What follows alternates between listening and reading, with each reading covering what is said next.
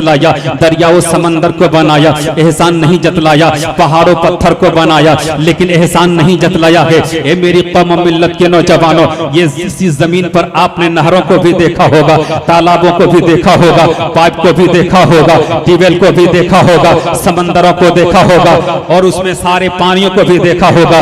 रब ताला की बहुत बड़ी नेमत है। अगर पानी न होता तो हम जिंदा कैसे हो सकते थे। अल्लाह तबारक व तआला ने पानी दे करके हम पर एहसान किया, लेकिन एहसान नहीं जतलाया। ए मेरी कौम मिल्लत के नौजवानों, कहने का मतलब मंशा ये है, अल्लाह ताला ने हजारों करोड़ों नेमतों को बनाया है, हजारों और करोड़ों नेमतों की तख्लीक फरमाई है, लेकिन किसी नेमत पर रब तबारक व तआला ने एहसान नहीं जतलाया। लेकिन जब बात आई है आमना के लाल की, जब बात आई है हसनैन के नाना जान की, जब बात आई है फातिमा तुज ज़हरा के बाबा जान की, जब बात आई है सैयदुल अंबिया की, जब बात आई है इमामुल अंबिया की, तो रब ताला इरशाद फरमाता है लक़द मन्नल्लाहु अलल मुमिनीना इज़ बअसा फ़ीहिम रसूला, हमने मोमिनों पर एहसान अजीम किया है कि उन्हीं में उनमें एक रसूल मबूस फरमाया।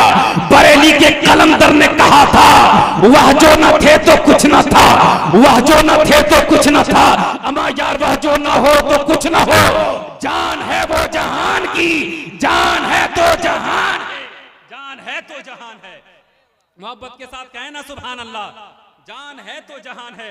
अजीजान कौम मिल्लत, लेकिन एक बात मैं आपको बताना चाहता हूँ, बड़ी प्यारी बात, क्योंकि वक्त मुख्तसर मिला है और कम वक्त में मैं चाहता हूँ कि कुछ बातें आपके गोशे गुजार करके मैं अपनी जगह चला जाऊँ। हमारी बहनें भी बैठी हुई हैं, हमारे भाई भी बैठे हुए हैं, जो हमसे बड़े हैं वो मेरे बड़े भाई के मानिंद हैं, जो हमसे छोटे हैं मेरे छोटे भाई के बराबर हैं, और जो मेरे हम उम्र हैं वो हमारे साथी के बराबर हैं। ए मेरी कौम मिल्लत के नौजवानों, लेकिन आज हमारे तबका और हमारे मुआशरे का बेड़ा सबसे ज्यादा किसी ने गर्क किया है ना, याद रखो वो कोई और चीज नहीं है, वो ये है, ये मोबाइल है। इस मोबाइल ने हमारा बेड़ा सबसे ज्यादा गर्क किया। लेकिन एक बात बताना चाहता हूं, इस मोबाइल के बनाने का एक ही रीजन, इस मोबाइल की तख्लीक के एक ही सबब, इस मोबाइल की सनत का एक ही मकसद था, वो था कॉम्बिनेशन। उसका मकसद एक था बात करना, दूरियां खत्म करना। एक शख्स अगर यहाँ है और एक शख्स अगर भारत के किसी गोशे और किसी खित्ते में है, तो आदमी एक दूसरे से बात करके अपने अंदर की दूरियां खत्म कर सके। लेकिन अजीजों, मोबाइल ने तरक्की किया, उसमें एक कैमरा आया, फिर इंसान फोटो भी खींचने लगा, तस्वीरें लेने लगा। मोबाइल ने और तरक्की किया, मल्टीमीडिया आ गया, अब वो वीडियो कॉलिंग करने लगा। अब तो जमाना ने इतना तरक्की कर लिया है कि मुकम्मल पूरी दुनिया को नेट के हवाले से इसी मोबाइल में रख दिया। लेकिन मोबाइल का असल मकसद क्या था? बात करना।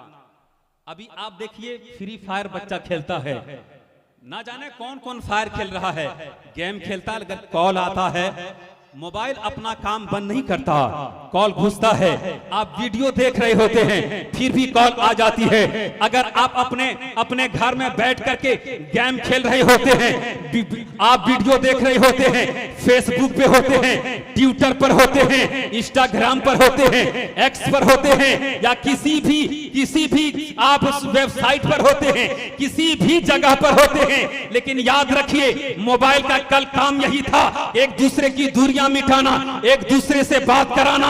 मोबाइल आज अपना काम कर रहा है, आप कुछ भी कर रहे होते हैं, कॉल घुसती नजर आती है, मोबाइल देख रहे होते हैं, कॉल आ रही होती है, गेम खेल रहे होते हैं, कॉल आ रही होती है, फेसबुक चला रहे होते हैं, कॉल आ रही होती है, अब इंस्टाग्राम पे वीडियो अपलोड कर रहे होते हैं, फिर भी कॉल आने से रोक नहीं सकता। ए मेरी कौम मिल्लत के नौजवानों, जिस मोबाइल को हम सुबह शाम अपने हाथ में रख करके न जाने क्या क्या देखते हैं, क्या क्या उसमें नष्ट करते हैं, अजीजों, जिस मोबाइल को हम सुबह शाम अपने हाथों में रख करके देखा करते, कम से कम उसी मोबाइल से हमें सीखना चाहिए कि मोबाइल का जिस मकसद था, मोबाइल का जो मकसद और मंशा था, मोबाइल ने अपना बहुत ज्यादा तरक्की करने के बाद, अपनी बहुत ज्यादा तरक्कियां हासिल करने के बाद भी अपना मकसद को भूला नहीं है। ए मेरी कौम मिल्लत के नौजवानों, हमें किस मकसद के तहत पैदा किया गया था, हमें किस मकसद के लिए पैदा किया गया था? रब तबारक व तआला इरशाद फरमाता है, वमा खलक़तुल जिन्ना वल वल इंसा इल्ला लियाबुदून, हमने जीनो इंस को सिर्फ अपनी इबादत के लिए बनाया। अजीजों, मैंने माना कि आपने तरक्की किया है, लेकिन आप अपने मकसद को नहीं भूलना चाहिए। आज से कबल लोग झोपड़ियों में रहा करते थे तो लोग सजदे किया करते थे।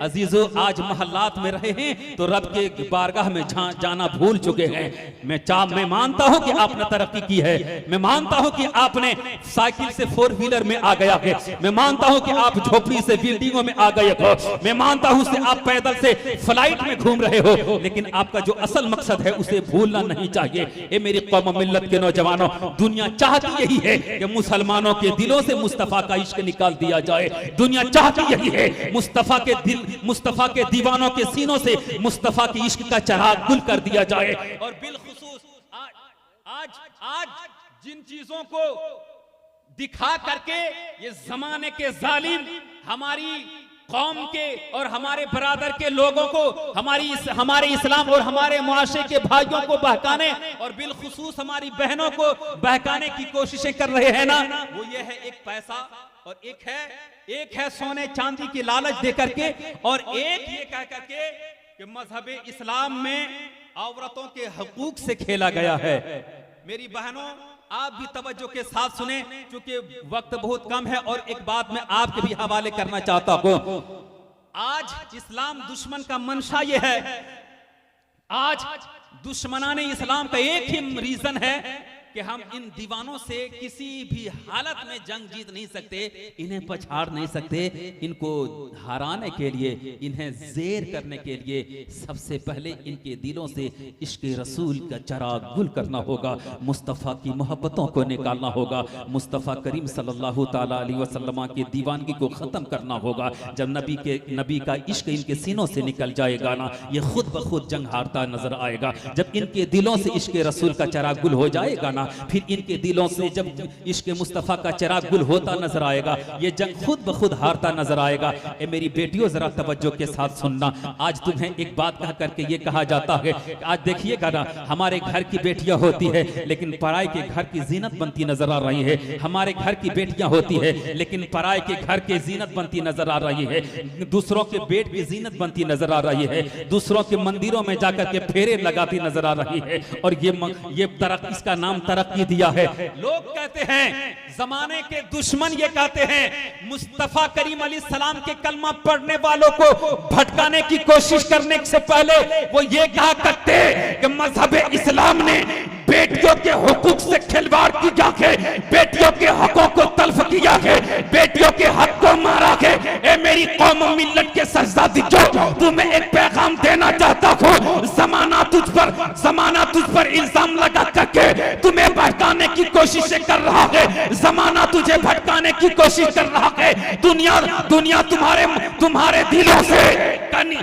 तुम्हारे दिलों से फातिमा जहरा के चादर ततहीर की अजमतों को निकालना चाह रही है। लेकिन याद रखो, तुम्हारे सरों से जब दुपट्टा सरकने लगे तो उस दुपट्टे को सरकने से पहले मुस्तफा करीम अलैहिस्सलाम के एहसान को याद कर लेना।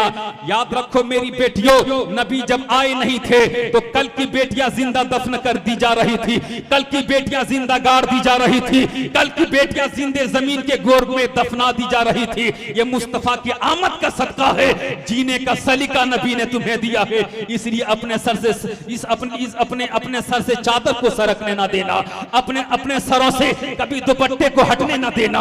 आज ये कह करके तुम्हें गुमराह किया जा रहा है, आज ये कह करके तुम्हें गुमराह करने की कोशिशें की जा रही है कि मजहब इस्लाम ने औरतों के हुकूक से खेला है। ए मेरी कौम मिल्लत के नौजवानों, कभी ये कहा जाता है मजहब इस्लाम ने बेटियों को कैद बंद में रखना चाहा है, कभी ये कहा जाता है कि मजहब इस्लाम ने बेटियों को गुलाम बना करके रखना चाहा है। लेकिन याद रखो, जिस पर्दे और हिजाब का नाम दे करके तुम्हें गुलाम की बात कही जा रही है ना, तुम्हें कैद बंद की बातें कही जा रही है ना, ए मेरी कौम की बेटियों, सिर्फ ये पर्दा तुम्हारे लिए एक पर्दा ही नहीं है। एक पर्दा जहां तुम्हारे लिए पर्दा है ना, वहीं तुम्हारी अजमतों को इस्लाम ने बताना चाहा है, वहीं तुम्हारी अजमतों को मजहब इस्लाम ने सिर्फ बताना चाहा है। और एक बड़ी प्यारी बात कहना चाहता हूं, दुनिया में अनगिनत बेशुमार किताबें हैं, हजारों और करोड़ों की तादाद में किताबें हैं, लेकिन कोई किताब में खिलाफ नहीं है। एक किताब है जो खिलाफ है, जिस जिस किताब में खिलाफ लगा हुआ है, दुनिया उसे कुरान कहता है। मोहब्बत के साथ कहते हैं ना, सुभान अल्लाह। ए मेरी कौम मिल्लत के नौजवानों, दुनिया में हजारों लाखों के तादाद में किताबें पाई जाती, लेकिन हर किताब में खिलाफ नहीं होता है।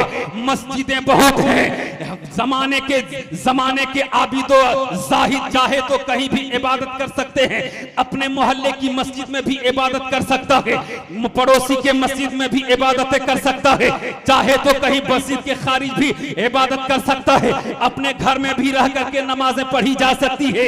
लेकिन जिस खाने काबा के ऊपर खिलाफ लगाया गया है, दुनिया को बताया यह जा रहा है कि दुनिया में मस्जिदें बहुत सारी है, लेकिन इस मस्जिद के बराबर कोई मस्जिद नहीं है। खिलाफ लगाने के बाद दुनिया के तमाम मस्जिदों में खाने काबा को मुमताज बताना मकसूद हुआ। किताबें बहुत है, कुरान में गिलाफ लगा करके दुनिया को बताया यह जा रहा है, दुनिया के तमाम किताबों में कुरान सबसे मोतबर और मुकद्दस किताब है। किताबें बहुत हो सकती है, कुरान की तरह कोई किताब नहीं हो सकती। मस्जिद बहुत हो सकती है, खाने काबा की तरह कोई मस्जिद नहीं हो सकती है, और कब्रें बहुत सारी हो सकती है, लेकिन जो कब्र, जो तुरबत औलिया कराम की हो, जिसमें चादर चढ़ाई गई हो, वो कब्र तमाम कब्रों से मुमताज है। बेटियां जमाने में बहुत है, बेटियां दुनिया में बहुत है, लेकिन जो कनीज़े फातिमा है, मुस्तफा की कलमा पढ़ने वाली है, वो बेटियां तमाम दुनिया की बेटियों में सबसे अफजल है। बेटियां दुनिया में बहुत आई है, बहुत आएगी, बहुत आ चुकी है, लेकिन जो बेटियां मुस्तफा के कलमा पढ़ने वाली है, वो दुनिया के तमाम शहजादियों से अफजल है। इसलिए मेरी कौम मिल्लत के नौजवानों और मेरी बेटियों, तुम्हें इस बात पर फोकस करना चाहिए कि तुम्हारा सर कभी सरकना नहीं चाहिए। आज देखिए ना, जलसे में बहुत बन सवर करके लोग आते, लेकिन जलसों के अलावा और दूसरी जगहों पर जैसे मेला है या इस तरह के और दूसरी महफिलें होती है, कौम की बेटियां इस तरह से बेपर्दा घुमा करती। अलायाज बिल्लाह। मेरी बेटियों, याद रखो, बनना, सवरना, मेकअप करना गैरों के लिए नहीं। अगर मेकअप और बनना सवरना पसंद है, अपने शौहरों के लिए सवरो, बनो, मेकअप करो। याद रखो, ये मेकअप करना तुझे नफल नमाज के बराबर नेकियां देगा। इसलिए रब ताला के हुजूर में दुआ गो करता हूँ, परवरदिगार आलम हम सबको कहने और सुनने से ज़्यादा हुस्न अमल की तौफीक व रफ़ीक अता फरमाए। मौला ताला हमारे कहने या सुनने में किसी किस्म की गलती खामी हो तो मैं तौबा करता हूँ, अस्तगफिरुल्लाह रब्बी मिन कुल्ले ज़ंबी व अतूबु इलैह। सारे हजरात मेरे साथ कहें, ला इलाहा इल्लल्लाह मुहम्मदुर रसूलुल्लाह सल्लल्लाहु ताला अलैहि वसल्लम।